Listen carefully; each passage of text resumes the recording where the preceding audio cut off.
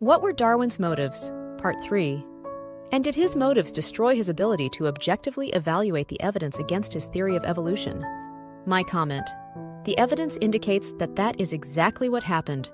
Darwin's metaphysical motives destroyed his ability to handle the scientific evidence objectively. Darwin was brought up with a deistic, not theistic religious and family background. His motive was to destroy Christian theism and to replace it with metaphysical materialism, which is a form of atheism. This metaphysical motive blinded him to the scientific evidence that shows that random variations and natural selection are limited in their abilities, to micro-evolution, changes within a species and genus.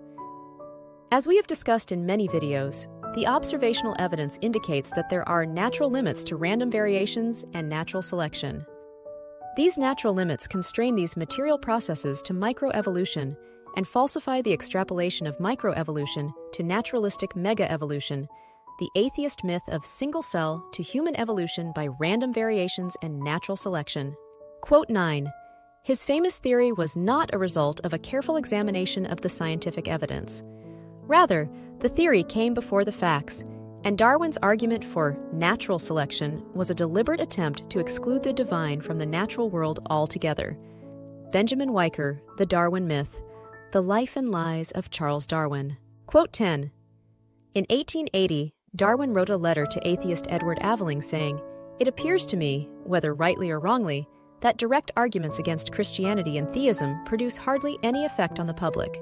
Edward B. Aveling, The Religious Views of Charles Darwin, London Freethought Publishing Company, 1883, p. 45. Comment, Gary Hitch. This means that Darwin's goal was indeed to attack Christianity and theism. Quote 11. Bowler described the Darwinian Revolution as a carefully orchestrated political attempt to convert both the common people and the scientists to his view.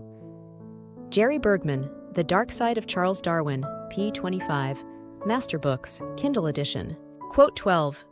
Darwin and many of his disciples knew that deception, such as inferring that a quasi-divine power God was required to direct evolution, was needed in order to convert the world to the evolutionary naturalistic worldview, the goal of many leading Darwinists, including T.H. Huxley and Ernst Haeckel. Many of Darwin's leading disciples knew that using the misleading quasi-divine power claim was deceptive, which was obvious from later sections of Darwin's 1844 essay, Jerry Bergman, The Dark Side of Charles Darwin, p. 26. My comment. The quotes above are consistent with our thesis that Darwin's goal was to destroy Christian theism and replace it with metaphysical materialism, which is a form of atheism. Conclusion. So what were Darwin's motives? My comment. Darwin was brought up with a deistic, not theistic religious and family background. His motive was to destroy Christian theism and replace it with metaphysical materialism, which is a form of atheism. Conclusion. And did his motives destroy his ability to objectively evaluate the evidence against his theory of evolution? My comment. The evidence indicates that that is exactly what happened. Darwin's metaphysical motives destroyed his ability to handle the scientific evidence objectively. Sometimes, a person can so desperately want something to be true that they selectively perceive only the evidence that seems to support their position, and they ignore or explain away all of the evidence that falsifies or contradicts their position. This is exactly what happened with Darwin and with generations of his blind faith followers. See below.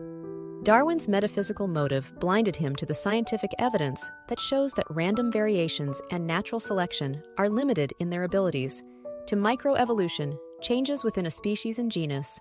As we have discussed in many videos, the observational evidence indicates that there are natural limits to random variations and natural selection. These natural limits constrain these material processes to micro-evolution and falsify the extrapolation of micro-evolution to naturalistic mega-evolution, the atheist myth of single-cell to human evolution by random variations and natural selection. Thanks to Gary Hitch for the quotes and text above. The comments and conclusions are mine. Thanks for watching. Please like, share, and subscribe, and comment below if you agree, or if you would like to add your thoughts.